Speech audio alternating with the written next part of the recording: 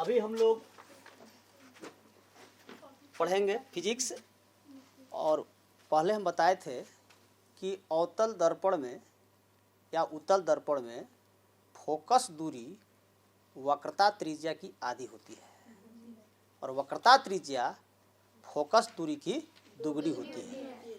कैसे होती है इसको हम साबित करेंगे, साबित करके दिखाएंगे कि वक्रता त्रिज्या सिद्ध करें अवतल दर्पण में F बराबर R/2 या R बराबर 2 है, ये साबित कर रहा है। समझ गए? तो F बराबर R/2 और इसको साबित करके दिखाना है। समझ गए? तो कैसे दिखाएंगे ध्यान दीजिए। पहले क्या लिखेंगे, पहले किरण आरेख खींचेंगे। ये कौन सा दर्पण है? M और M डैश अवतल दर्पण है। AB क्या है? आपतित किरण है और ये BF परावर्तित किरण। समझ गए? और CB क्या है? अभिलंब। CB क्या है? और ये अभिलंब है, ठीक ना? P ध्रुव है, C वक्रता केंद्र है। समझ गए? तो हमें बताना है कि ये वक्रता केंद्र, वक्रता त्रिज्या जानते हैं ना? C और P के बीच के दूरी। C बोले तो वक्रता केंद्र और P बोले तो ध्रुव। तो वक्रता केंद्र और ध्रुव के बीच की दूरी क्या कहते हैं? वक्रता त्रिज्या। वक्रता त्रिज्या को यहाँ से यहाँ तक दूरी क्या है? R है। और मुख्य फोकस और ध्रुव के बीच की दूरी क्या है? F, यानी फोकस दूरी। समझ गए? तो इसी को साबित करना है। ये फोकस जो है ये CP का क्या है? आधी है। समझ गए? वक्रता त्रिज्या क्या है? आधी है। इसको साबित करना है। तो मान लीजिए M आपका अवतल दर्पण है, P ध्रुव है, वक्रता केंद्र C है, AB आपतित किरण है। जो अवतल दर्पण के प्रधान अक्ष PC के ये समानांतर है और निकट है। प्रवर्तन के बाद मुख्य फोकस जो है किससे हो गुजरती है? F से होकर गुजरती है और C को B से मिलाया जो कि अभिलंब है। इतना आप समझ गए? तो यहाँ हमको खाली परिचय बताना था, इसका परिचय बता देना हमको जरूरी था, इसलिए बता दिए। बहुत से लड़के लोग जो है वक्रता त्रिज्या नहीं समझते हैं, वक्रता केंद्र नहीं समझते हैं, मुख्य फोकस नहीं समझते हैं। इसलिए मुझे पहले हुआ कि आपको जानकारी दे देना, उचित समझा कि बता देना मुझे उचित है, ठीक ना? तो बच्चों अब हम लोग साबित करने जा रहे हैं, ठीक ना? ध्यान दीजिएगा सब कोई। प्रकाश के परावर्तन के नियम से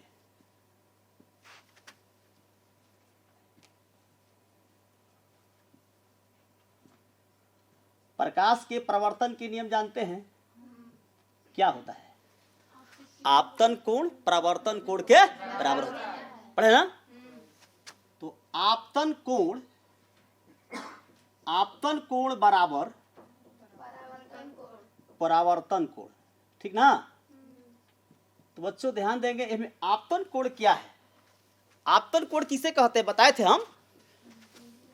आपतित किरण और अभिलंब से बने कोण को क्या कहते हैं? आपतन कोण। आपतन कोण कौन है? आई है ना? इसको क्या लिखेंगे? कोण ABC। आपतन कोण को कोण ABC लिख देंगे, ठीक ना? और परावर्तन कोण परावर्तित किरण और अभिलंब से बने कोण को परावर्तन कोण कहते हैं। तो परावर्तन कोण ये होगा R ना?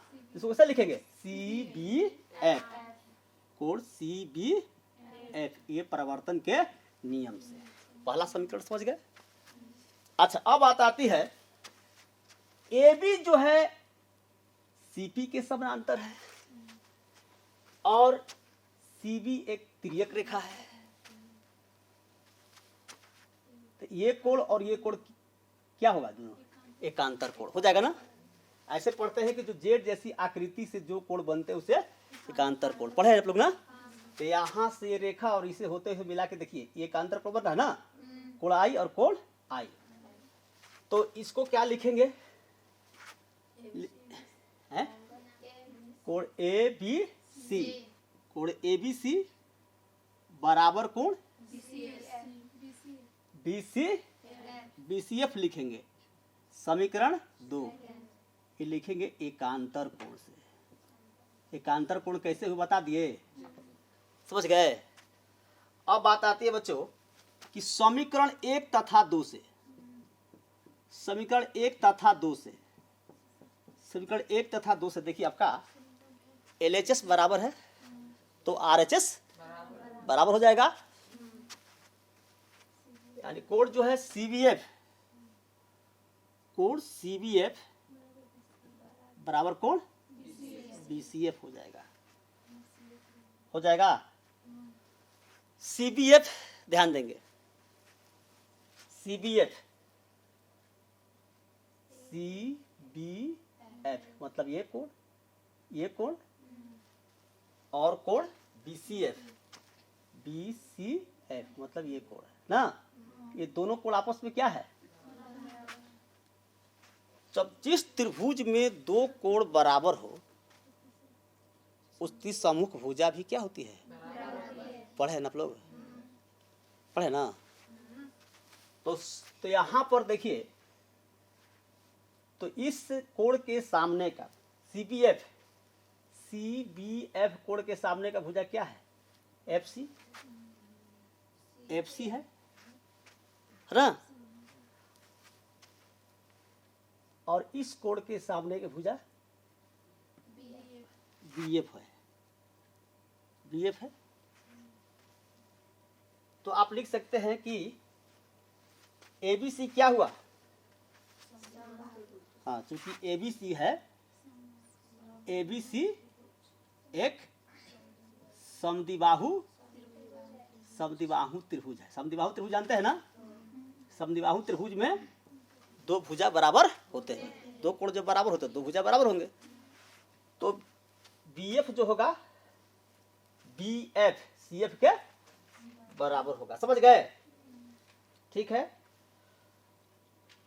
दर्पण का जो द्वारक है, इसको क्या है? दर्पण का माना जाए कि दर्पण का द्वारक क्या है? बहुत छोटा है।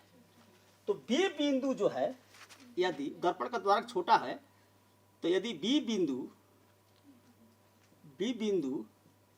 P के बहुत निकट है, तो इसलिए ये क्या हो जाएगा? जो FC होगा,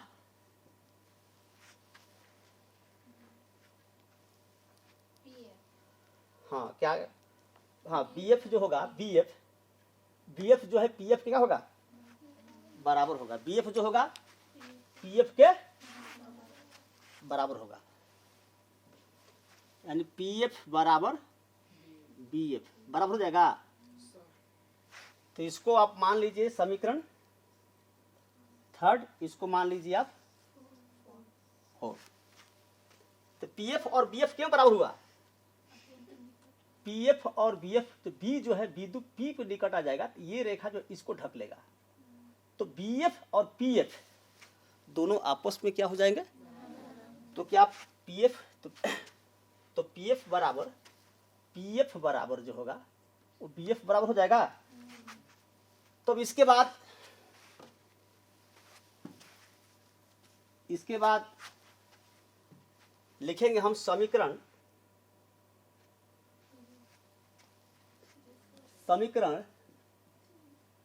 3 तथा 4 से।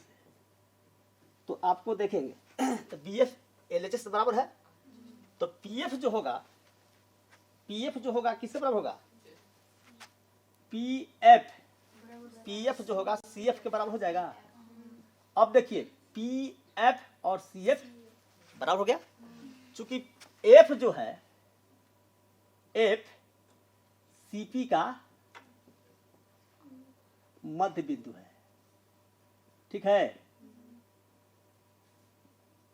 ये मध्य बिंदु है, F जो है CP का मध्य बिंदु है। तो इसलिए इसलिए लिख सकते हैं पीएफ जो होगा, पीएफ बराबर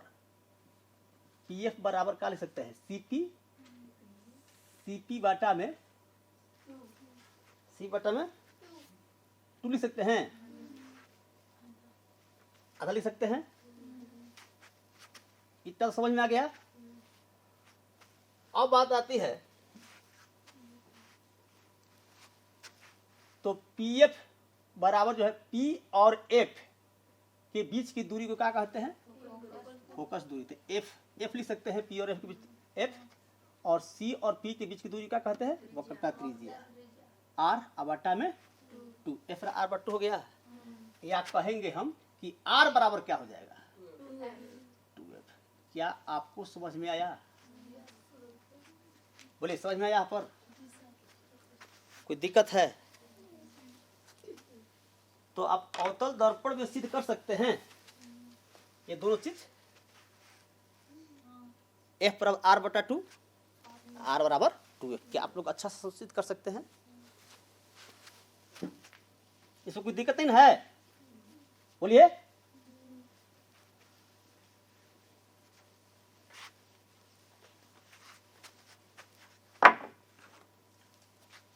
बच्चे ध्यान देंगे।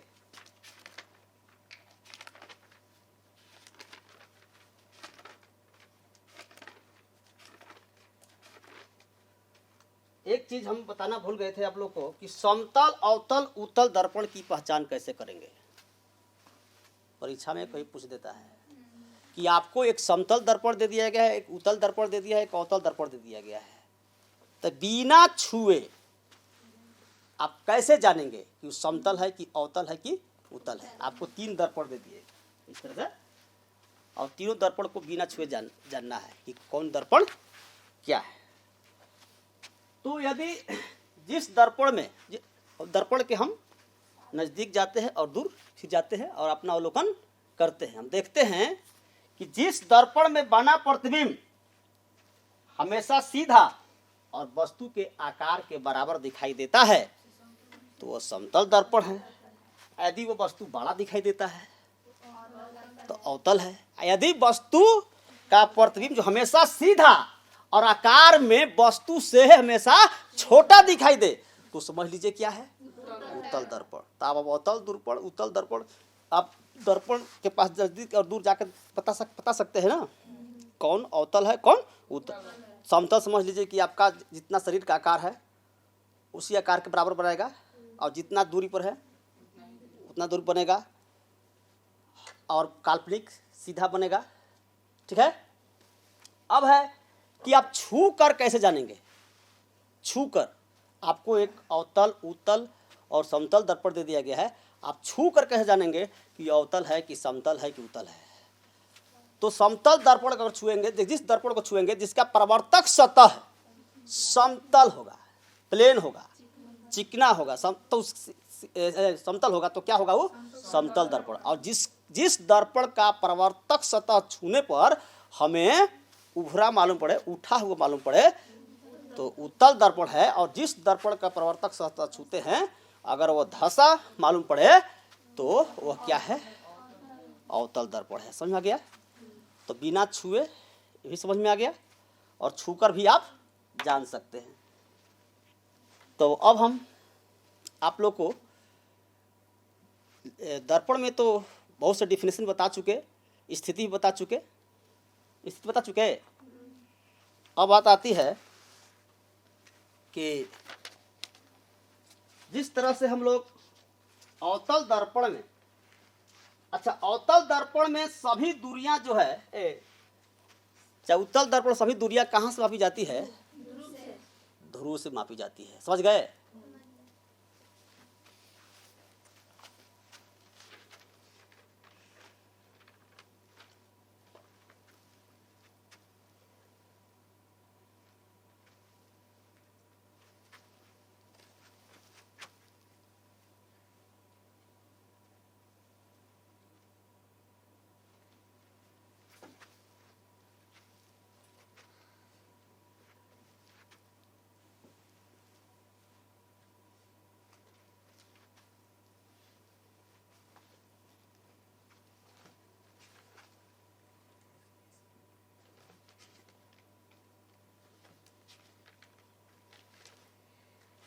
दर्पण की सभी दूरियां कहां से मापते हैं?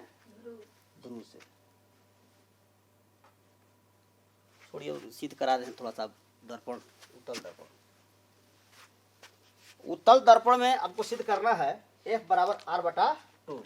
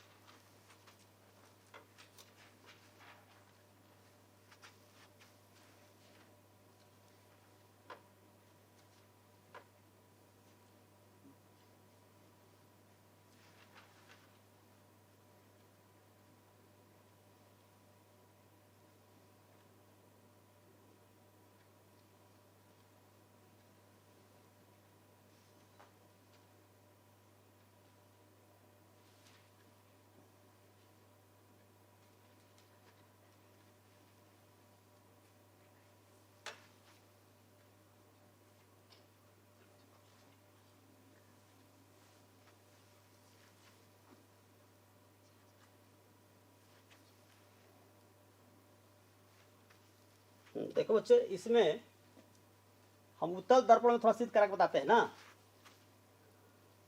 उत्तल दर्पण में इसको भी डॉट लाइन से मिलाएंगे,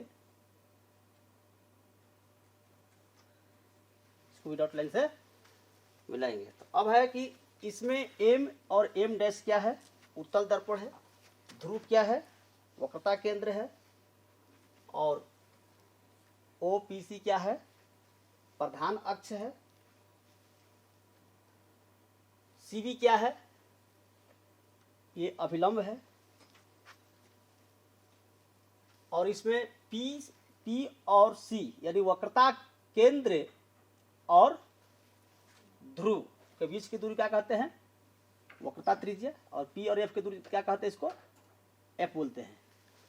तो इसमें बताना है बच्चों, ध्यान देंगे कि यही बताना है कि F बराबर R/2। इसमें भी ये सिद्ध करके बताना है। फिर उसी तरह से हम बताएंगे प्रकाश के परावर्तन के नियम से।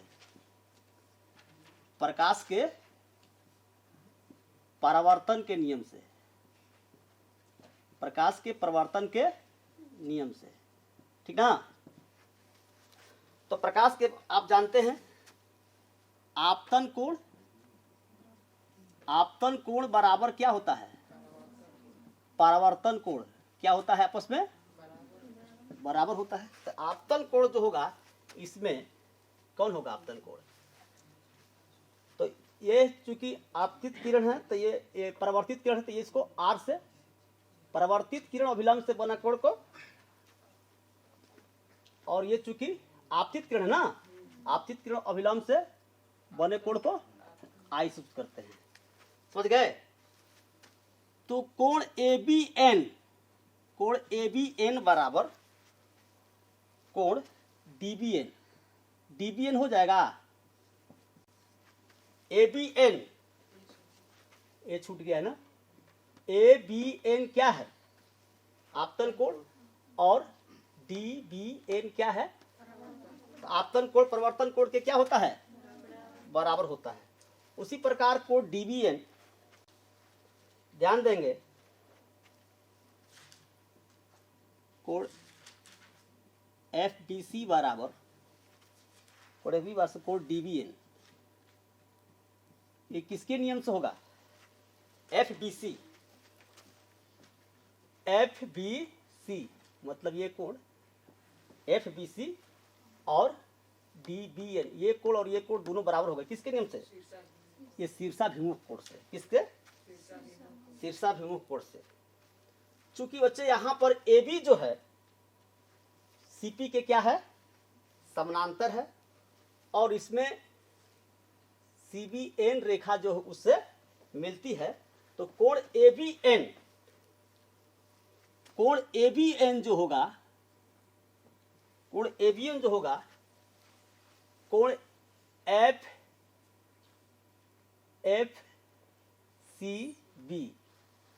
FCB के बराबर होगा। कैसे जान सकते हैं? एकांतर कोण से। कोण ए बी एन और कोण क्या बोले हम एफ सी बी, मतलब ये कोण और ये कोण क्या होगा, एकांतर कोण हो जाएगा। ठीक,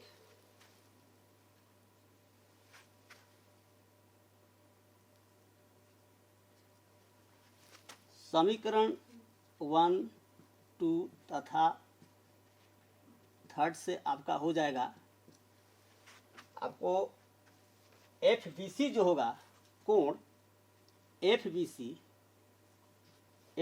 जो होगा और एफ सी बी के क्या होगा, बराबर होगा। तो चूंकि बी सी एफ क्या हो जाएगा, बी सी एफ, चूंकि बी सी एफ जो होगा बी सी एफ एक समद्विबाहु त्रिभुज है। जब ये समद्विबाहु त्रिभुज है तब बताए थे कि जिस त्रिभुज के दो कोण बराबर होते हैं उसकी समभुजा क्या होते हैं, एफ बी सी। इसके सामने के इस कोण के सामने भुजा क्या हो जाएगा, एफ सी, और इस कोण के सामने के भुजा सी के सामने की भुजा बी एफ। तो क्या बी एफ बराबर एफ सी लिख सकते हैं, बोलिए लिख सकते हैं जी। उसी प्रकार जो है बी जो है, जैसे इसका द्वारक छोटा है तो बी भी जो है बी बिंदु पी के बहुत निकट हो, बी बिंदु जो है बहुत पी के निकट हो, तो क्या होगा बता सकते हैं, यानी बी जो है पी के निकट आ जाएगा तो ये इसको ढक लेगा, तो क्या हो जाएगा बी एफ, जो बी एफ होगा, बी एफ जो होगा वो पी एफ के क्या होगा, बी एफ जो पी एफ के क्या हो जाएगा, बराबर हो जाएगा। तो 4 और 5 से अब बताइए इसको और इसको तुलना करेंगे तो आपका एल एच बराबर है, तो आर एच एस क्या हो जाएगा, बराबर हो जाएगा, यानी पी एफ जो होगा सी एफ बराबर हो जाएगा। इसलिए पी एफ जो होगा पी एफ ना, पी एफ और सी एफ, तो पी एफ और सी एफ जो होगा वो सी पी का हाफ होगा, ये हाफ होगा है, या पी एफ को क्या मान, पी और एफ के बीच की दूरी क्या कहते हैं, फोकस दूरी ना, तो इसको एफ बोलते हैं, और सी और पी के बीच की दूरी क्या कहते हैं, वक्रता त्रिज्या। तो एफ बराबर आर बटा 2 हो जाएगा, या आर बराबर क्या हो जाएगा 2f। क्या इसको आप साबित कर सकते हैं, बोलिए, है दिक्कत है?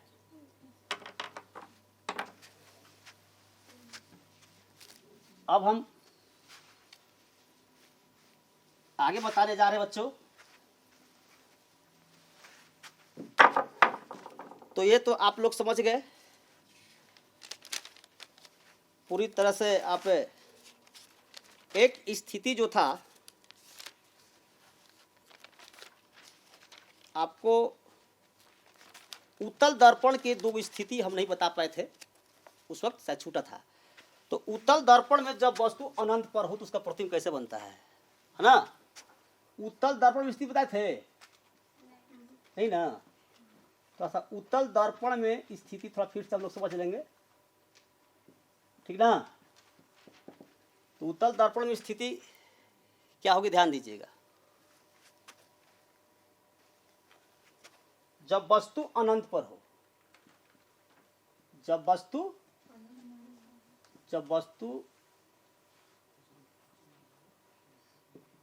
अनंत पर हो, है ना?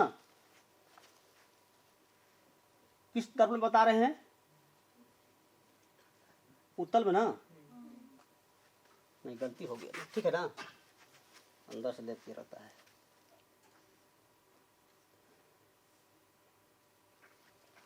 तो अनंत पर स्थित वस्तु से आने वाली आपतित प्रकाश किरणें प्रधान अक्ष के समानांतर होती है और परावर्तन के बाद सभी किरणें दर्पण के मुख्य फोकस एफ से आती हुई मालूम पड़ती है और उसका प्रतिबिंब कहाँ बनता है, मुख्य फोकस बनता है और यह प्रतिबिंब काल्पनिक, सीधा और वस्तु से छोटा बनता है। कैसे बनता है बता रहे हैं।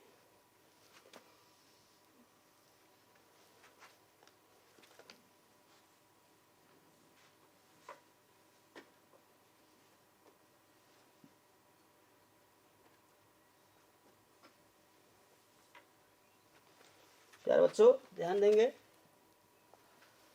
अनंत पर स्थित वस्तु से आने वाले आपतित प्रकाश की किरणें प्रधान अक्ष के कैसे आती है, समानांतर आती है ना। हाँ, तो उसका प्रतिबिंब कहाँ बनता है, मुख्य फोकस पर, काल्पनिक, सीधा और वस्तु से छोटा बनता है। और एक चीज है, तो जब वस्तु को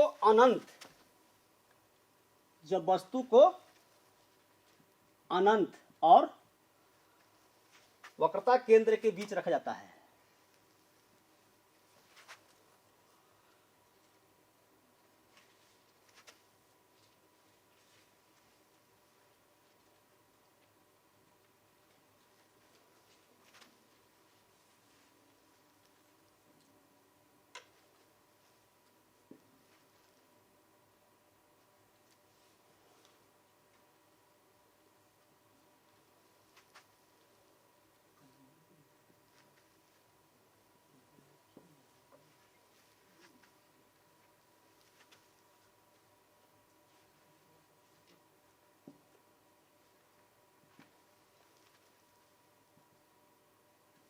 बच्चों ध्यान देंगे, जब वस्तु को अनंत और क्या रखते हैं, अनंत, ये अनंत भाग है, ये क्या भाग है अनंत, ये अनंत और ध्रुव के बीच रखते हैं, तो इस वस्तु का प्रतिबिंब कहाँ बनता है, ए डैश बी डैश दर्पण के पीछे, और कहाँ बनता है, मुख्य फोकस और ध्रुव के बीच बनता है। और यह प्रतिबिंब जो है काल्पनिक, सीधा और वस्तु से बहुत छोटा बनता है।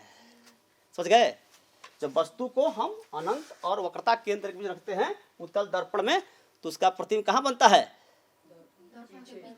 दर्पण के पीछे। और कहाँ बनता है, दर्पण के ध्रुव और मुख्य फोकस पर के बीच, काल्पनिक, सीधा और वस्तु से बहुत छोटा। क्या आपको समझ में आया? आप लोग उत्तल दर्पण की भी स्थिति समझ लिए और आपने F बराबर R/2 भी सिद्ध करना समझ गए। तो फिर हम लोग अब अगले पाठ में चलेंगे।